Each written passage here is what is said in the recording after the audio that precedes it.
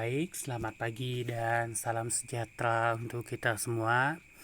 Semoga anak-anak sekalian tetap sehat selalu dan tetap semangat dalam pembelajaran kali ini. Karena pandemi ini belum berakhir dan kita tetap belajar dari rumah atau pelajaran jarak jauh atau PJJ. Maka kali ini saya akan memberikan materi mengenai teks negosiasi. Jadi saya harapkan untuk semester 2 ini kalian saya harapkan tetap semangat dalam belajarnya. Jangan ada lagi yang seperti semester kemarin atau semester 1, jangan ada lagi yang seperti itu. Jadi semester 2 harus ditingkatkan karena semester ini menentukan kalian naik atau tidaknya di kelas berikutnya. Jadi harus lebih ditingkatkan. Baiklah, untuk kali ini materi kita mengenai negosiasi. Ya. Jadi materi kita kali ini mengenai negosiasi, teks negosiasi. Ya. Nih, ada contohnya. Jadi ini adalah contoh orang sedang bernegosiasi. Ya. Jadi ini contoh orang bernegosiasi. Jadi negosiasi itu boleh lebih dari 2 orang. Ya, batasnya 2 orang, lebih itu pun boleh juga. Jadi negosiasi itu lebih dari 2 orang atau individu dengan individu atau kelompok dengan kelompok. Ya. Jadi negosiasi ini sangatlah penting bagi kehidupan kita. Segala sesuatu pasti ada negosiasinya. Ya. Mau kalian dengan orang tua kalian, dengan guru kalian belajar, kalian di rumah, pasti ada negosiasinya. Ya. Baiklah, mari kita mulai. Yang pertama yang akan kita bahas, apa itu negosiasi, ya. Yang pertama yang akan kita bahas, apa itu negosiasi. Jadi negosiasi adalah suatu bentuk interaksi sosial yang berfungsi untuk mencapai penyelesaian bersama di antara pihak-pihak yang mempunyai perbedaan kepentingan. Pihak-pihak tersebut berusaha menyelesaikan perbedaan dengan cara berdialog. Nah, jadi negosiasi ini kita itu melakukan interaksi sosial, individu dengan individu maupun kelompok dengan kelompok. Ya, kenapa harus ada interaksi sosial? Karena akan memecahkan suatu permasalahan.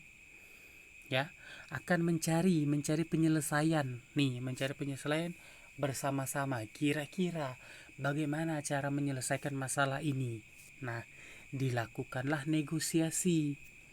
Tuh ya. Jadi pihak-pihak tersebut berusaha menyelesaikan perbedaan dengan cara berdialog. Ya. Jadi individu dengan individu, kelompok dengan kelompok ini berdialog mereka untuk mencari solusinya. Bagaimana caranya? Tuh ya. Itu mengenai teks negosiasi. Yang berikutnya yaitu tujuan negosiasi. Nah, setiap hal itu pasti memiliki tujuan. Kalian juga sekolah pasti memiliki tujuan. Ya. Sekarang saya tanya, apa kira-kira tujuan kalian? Pastilah ada kan? Tuh. Jadi teks negosiasi pun ada juga tujuannya. Tujuan yang pertama teks negosiasi yaitu memperoleh kesepakatan dalam kesamaan persepsi, saling pengertian, dan persetujuan antara pihak-pihak yang berkepentingan. Jadi tujuan yang pertama ini dia memperoleh kesepakatan dulu. Kira-kira masalah ini bagaimana caranya? Kira-kira masalah ini bagaimana solusinya? Nah, jadi mereka itu harus mencari kesepakatan dulu. Yang kedua, tujuan yang kedua mempersatukan perbedaan pendapat antara pihak-pihak yang memiliki kepentingan berbeda. Nih, ya. Pertama mereka harus sepakat dulu, dan yang kedua mereka itu harus satu dulu.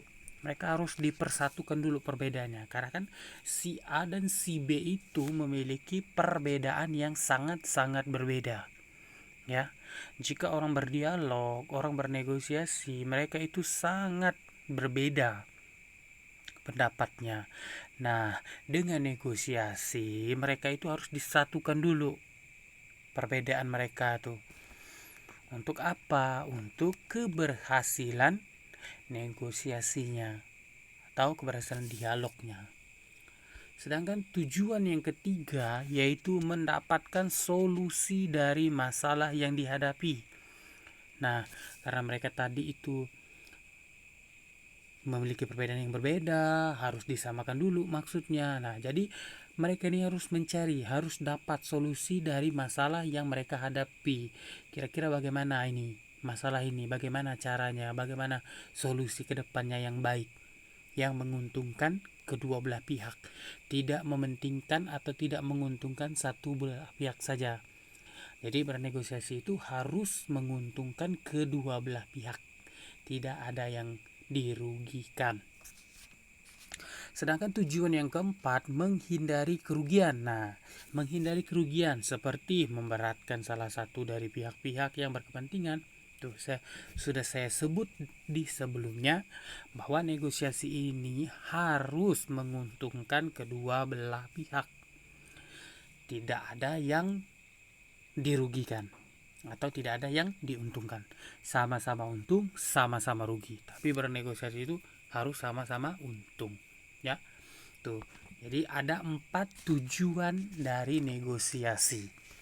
Jadi sebelum kalian bernegosiasi, keempat tujuan ini harus kalian pahami dulu. Ya.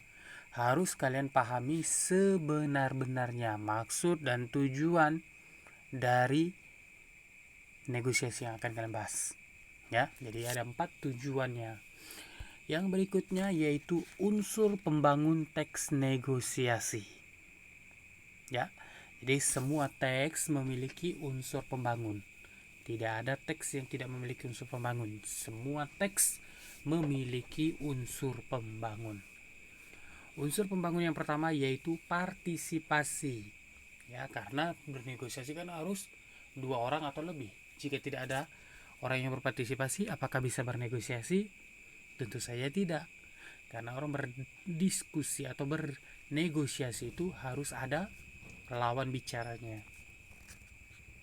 Unsur pembangun yang kedua yaitu adanya perbedaan kepentingan kedua belah pihak. Nah, unsur pembangun yang kedua itu perbedaan kepentingan kedua belah pihak. Si A kira-kira berkepentingan apa pada masalah ini? Tuh ya, karena setiap negosiasi pasti ada kepentingannya. Unsur yang ketiga, ada pengajuan dan penawaran. Nih, ada tawar-menawar. Karena kalau tidak ada tawar-menawar, maka tidak akan terjadinya kesepakatan. Maka haruslah ada tawar-menawar kedua belah pihak. Unsur yang keempat yaitu adanya persetujuan atau kesepakatan sebagai hasil negosiasi. Nah, setelah mereka melakukan pengajuan dan penawaran, nah setelah itu pastilah mereka akan menyetujui penawaran tersebut. Misalnya si A menawarkan ini, apakah si B menerima? Nah, pada saat proses tawar-menawar inilah mereka berdialog mencari solusinya. Nah, setelah itu selesai, maka mereka harus mempersetujuinya atau sepakat mereka terhadap masalah ini. Masalah ini harusnya seperti ini. Nah, mereka sepakat. Itulah solusinya atau masalahnya. Ya. Jadi ada 4 unsur pembangun di dalam teks negosiasi. Ya. Tujuannya pun ada 4, unsur pembangunnya pun ada 4. Yang berikutnya yaitu faktor penentu keberhasilan negosiasi. Nah, kalian bernegosiasi pastilah ingin negosiasi tersebut berhasil. Tidak ada orang yang bernegosiasi itu tidak ingin negosiasinya berhasil. Pastilah semuanya menginginkan keberhasilan. Nah, jadi ada beberapa faktor yang mempengaruhi keberhasilan negosiasi. Faktor yang pertama yaitu adanya kesepakatan antara kedua belah pihak. Ya. Jadi faktor yang pertama itu adanya kesepakatan dulu. Jika mereka belum sepakat, maka negosiasi tersebut belum dianggap berhasil. Ya.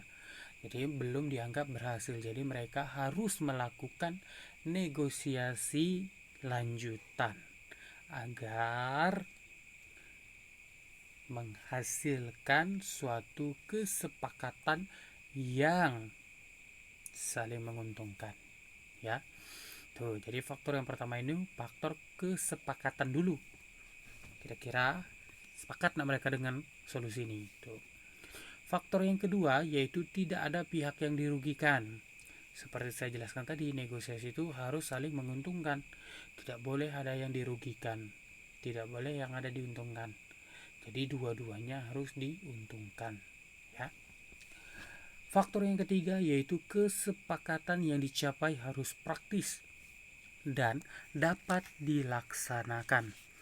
Jadi kesepakatannya itu harus praktis, tidak boleh bertele-tele. Ya, tidak boleh saling memberatkan, haruslah praktis agar bisa dijalani. Faktor yang keempat yaitu harus didasari dengan alasan yang kuat dan mampu mempengaruhi pihak lain. Jadi, kalau kamu ingin bernegosiasi, kamu harus memiliki dasar atau alasannya ini. Kenapa harus seperti ini? Kenapa harus seperti ini? Kenapa harus seperti ini? Ya. Jadi haruslah kuat alasannya. Jangan tidak kuat. Jadi kalau alasan kamu tidak kuat, maka kamu mudah untuk dibantah pendapat kamu. Ya. Jadi kalau kamu ingin bernegosiasi, haruslah dipersiapkan dengan sebaik mungkin materi-materinya agar kamu mampu menjalankan negosiasi yang baik. Oke, cukup sekian materi kita pada kali ini.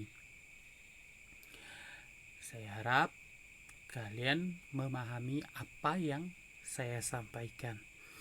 Jika ada yang kurang paham atau kurang mengerti, silakan menghubungi saya. Nanti saya akan jelaskan. Saya harap kalian semua tetap semangat dalam mengikuti pembelajaran kali ini. Saya berharap sekali lagi semester ini jangan seperti semester kemarin. Ya, saya berharap semester ini lebih baik dari semester kemarin.